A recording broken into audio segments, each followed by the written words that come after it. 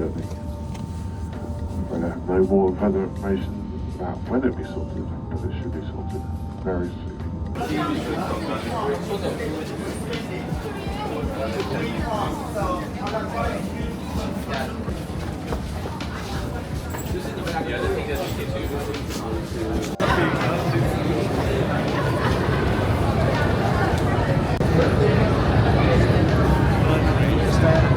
What's up guys, welcome back to the channel, welcome to another video. Right, so today has been a bit of a bust so far. It's currently 1:30 in the afternoon. The plan was to go head into the West End to check out some stores, maybe hit Savile Row up, but there's a few things that have happened which have stopped that. So first of all, got up a little bit late. I was out a little bit too late last night. I also had some issues with editing a video and some corrupt files, which the fix of the week is probably not going to happen this week. And then I got on the train and they've chucked us out of Bermondsey and closed the line down for some reason, which, if you're unaware, is South London. There's not really much going on here and it's not the best connected. So I've had to reschedule the whole day and video. I thought it's still worth sort of coming out and doing something. So one store I did want to go to was Natalino, because I haven't been there for a while and they've done some drops recently, and I just wanted a little poke around. So, according to my map, it's about an 18-minute walk away. So, we might as well give that a go. I love walking in London. It's one of the easiest ways to get around town, and it's the central part of it is a lot smaller than you might think. Bermondsey isn't quite that, but it's close. So once I get to sort of like London Bridge, I get to the Thames, we're all good, because there's so much stuff around there. The journey is quite nice. This bit, it's just kind of this. There's not really much here. There's a few pubs, there's a few coffee stores. There's like a fish and chip shop, of course, but not much else. Okay, I'm going to take a slight detour on the map because I want to hit up Borough Market, get a coffee. Maybe I'm not really hungry, so maybe just get a coffee or something. But it's nice. It's Saturday, so it's going to be busy. So this road, or road of railway arches, is called the Bermondsey Beer Mile. It's just repurposed arches. People have just put bars in, microbreweries, and it's a sort of famous place for people to go for a little bar crawl. There's loads along this whole railway track, and it's something I've never got to the end of. It's actually a real shame this has come so early in my journey. I could murder a pint, but I've got an 85-minute walk. I could potentially sneak one or two in along the way, but not this early. It's too soon. I've just started. Maybe.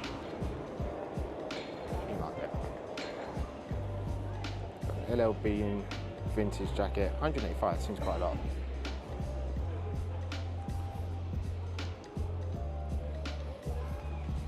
That's nice.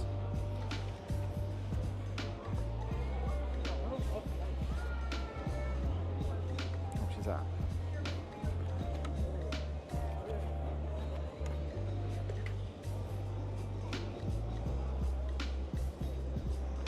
So these seem to be about 40, these straw jackets.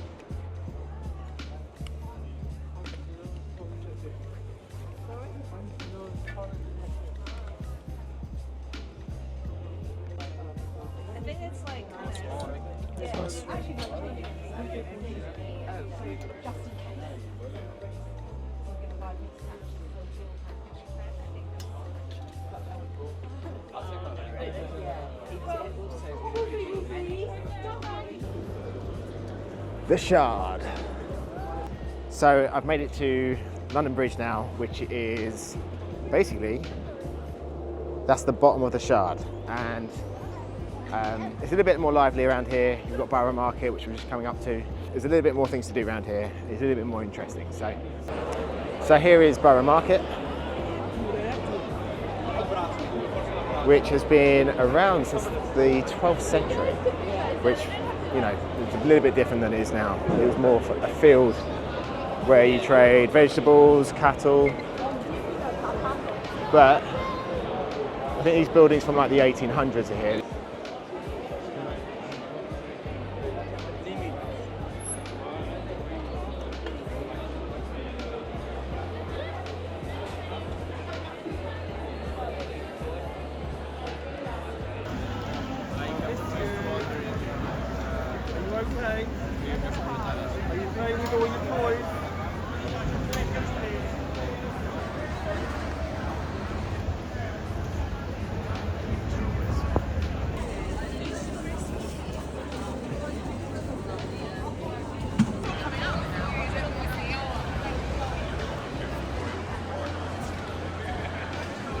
So, Borough Market, which is just there, brings you up to London Bridge, which is the bridge I'm on, which is often mistaken for that bridge right there, which is Tower Bridge.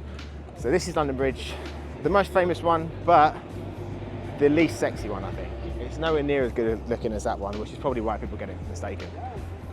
But this brings you up to Bank, so like the financial district, well, the old financial district, where we'll go west, so over that way, towards, hopefully, Natalino. So this thing here is Monument, which is a monument to the people that died in the Great Fire of London in 1666. So supposedly if you lay this down flat, it lands exactly where the fire started in Pudding Lane, at a bakery, but never seen that happen, so I can't actually guarantee that's true. This is turning into a bit of a history lesson. All right, I need to find somewhere I could do a fit check.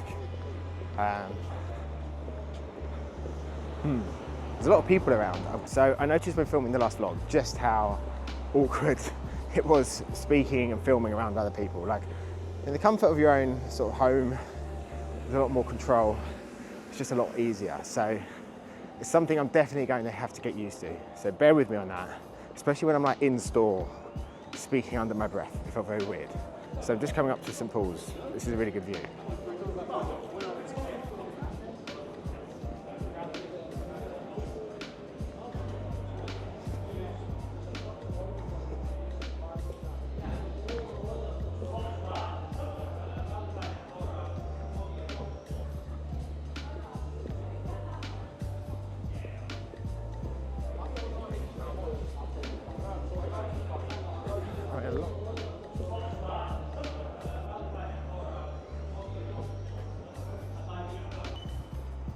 That was a lot.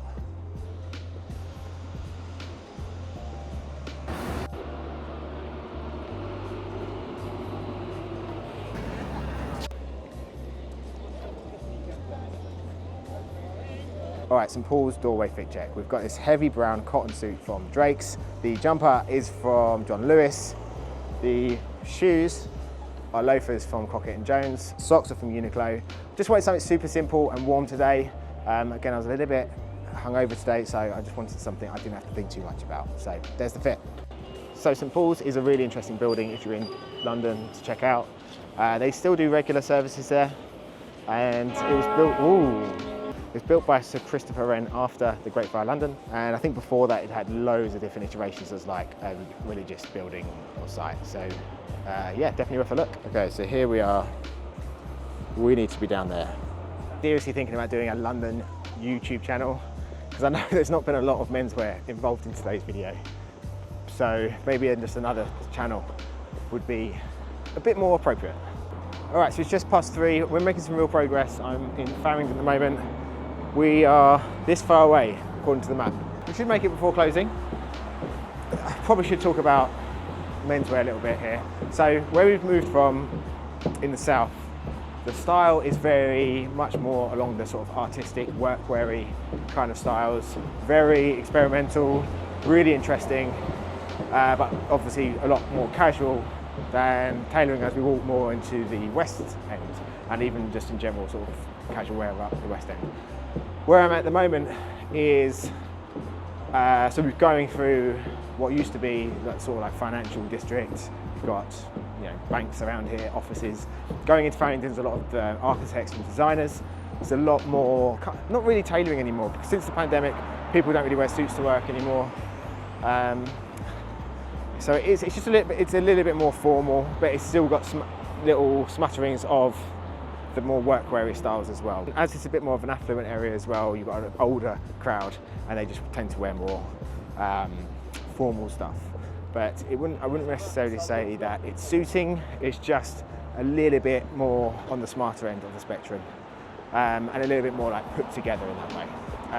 Both are great, and that's one of the things I love about London. You just get such a difference in style from the different areas you go to. And the one thing I just feel quite sad about is the lack of tailoring that is worn even on work days, because yeah, the offices just don't demand it anymore. People aren't in the office 5 days a week anymore, and even the sort of banks, you don't really have to wear a full suit, which is sad but understandable as well. Okay, so where I am now is Hatton Garden, which is the jewellery, diamond, watches district of London. A load of like diamond and watch heists around here. Every store is a goldsmiths or jewellers or all along those sort of lines. And it's just fun to peek through the window because there's loads of really nice watches, loads of nice vintage watches as well. And they are expensive obviously, but they're not. The vintage watch market here is not too crazy. So this is High Holborn, which is just one long road, which is going to take us down to where we want to be. There's a really cool old looking building. It's got a Loke in it, which is one of my favourite shoe stores because they do some really lovely shoes. And the prices aren't crazy. Like, compared to a lot of its sort of contemporaries doing, you know, loafers, nice leather. The prices aren't insane. They're not showing any of the shoe prices. But like I believe, just off the top of my head, that pair of loafers would be around about 300 to 375, I think. Which, you know, obviously it's a lot of money, but they're really well made shoes and they last. I've had a few pairs and I absolutely love them.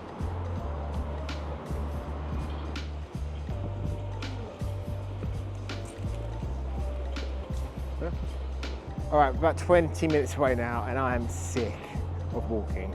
But I do want to give a bit of a shout out to these guys. So these are some Crockett & Jones loafers. They're in this like really interesting shape, but I've walked an absolute ton today and they've been amazing. I've barely felt a thing. So yeah, shout out Crockett & Jones.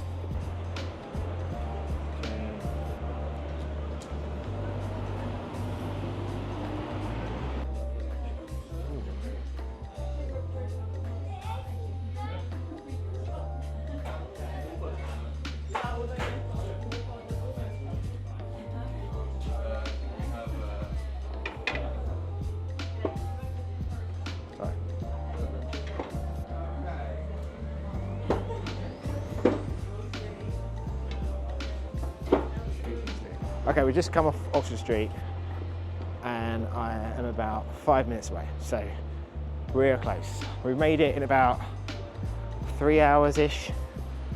I do regret the decisions I made today, but it's done now. So yeah, let's go check out Natalino. Hopefully they're still open. I'm sure they will be. Okay, there it is, through these roadworks. I just need to find a way to get over there and past the seagulls.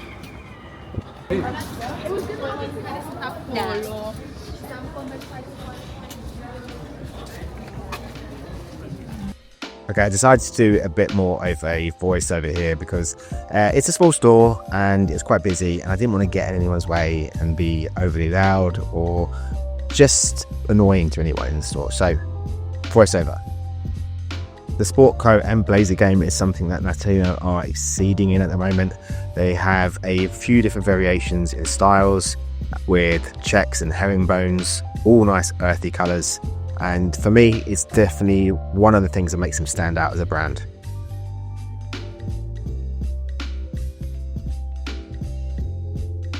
The main reasons I love these jackets are, first of all, the silhouette. You've got a really nice soft shoulder to them. They've got a lovely size lapels to them, as you can see here. And the body's a little bit looser, so you have the opportunity to take through an alteration to tailors and tuck them in if you want to.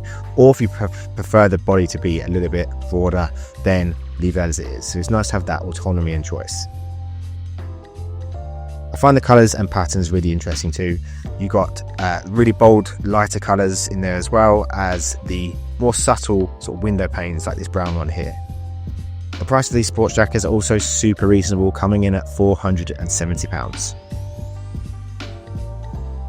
And then next I went over to the flannel suit range. Now this is something I've been really excited about since they dropped their recent lookbook. And for what I've seen, this is the perfect winter tailoring option. My personal favourites are the double-breasted navy and then the two double-breasted grey ones. You've got a lighter grey and then you have a slightly darker, more charcoal grey as well. And the price for these flannel suits are $470 if you're going for a single-breasted, $525 if you're going double, and then for the trousers they're $195 each.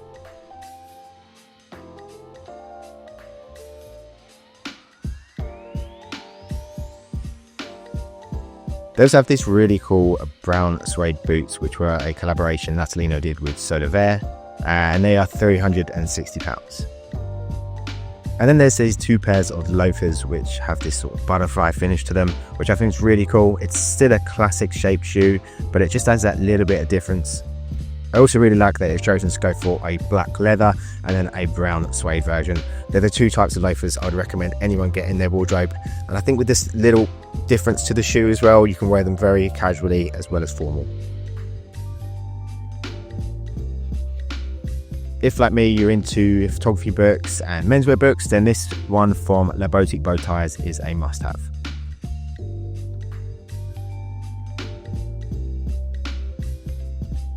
Okay, now is the fun part, trying on the jackets. So this is more to get just a general idea of what the jackets look like. As you can see in this first tryout, I didn't tuck the sleeves up, which is doing them a little bit dirty because you can't get the full idea of how a jacket should look if you've not taken up the sleeves. The whole sort of thing falls apart, but you can get the idea of what the shoulders and the lapels are like. You can also get these suits in a regular or a long, which I thought was a really nice option to have. As I'm trying on, I definitely feel like I'm going to have to go for one of these double-breasted suits at some point. I find the proportions are just right. I like the size of those lapels. They're big, but they're not too big. I like the length of the jacket, the way it drapes, and the flannel is super soft. The other thing I found myself really drawn to was this lighter coloured check blazer. As it is a lighter tone, it's something I normally don't tend to go to, but I feel like it goes with greys and browns and darker tones quite nicely, and it has a bit of vibrance to it. If you wanted something a little bit more muted, then this one could be a better option for you, but for some reason I just feel like I want to go for the lighter one. As you can see here, the brand has a ton of different options for quite a small store. The thing I didn't really get too much of a chance to look at or try on were the trousers, just because of how busy the store was and filming them would have just been a nightmare. But having owned a few pairs, the trousers are definitely one of my favourite aspects of the brand. They've got a really nice high rise to them, a nice slim straight leg, and they just cut a really lovely silhouette. Also, the knitwear is really on point, really nice soft materials. They've got a little bit of a crop to them as well, so if you're wearing them with a higher waist, it really emphasises that. And they've got an interesting neckline as well. Right, so that was Natalino. There's a couple of suits in there that I really want. The flannel suits, the charcoal one and the navy one, the double-breasted one. Also the check jackets, they're really going to be playing on my mind. But yeah, if you're in town, definitely check out Natalino. It's well worth the visit. The people in there are lovely, the store's lovely, and it's right in the middle of town as well, so there's tons of other stuff to do around here. So yeah, definitely hit them up if you are in London. But anyway, I'm off to get a well-deserved drink. If there's any other stores you want me to visit, if you like these videos, or you've got any other recommendations, drop them in the comments. Thanks for watching, and I'll see you on the next one.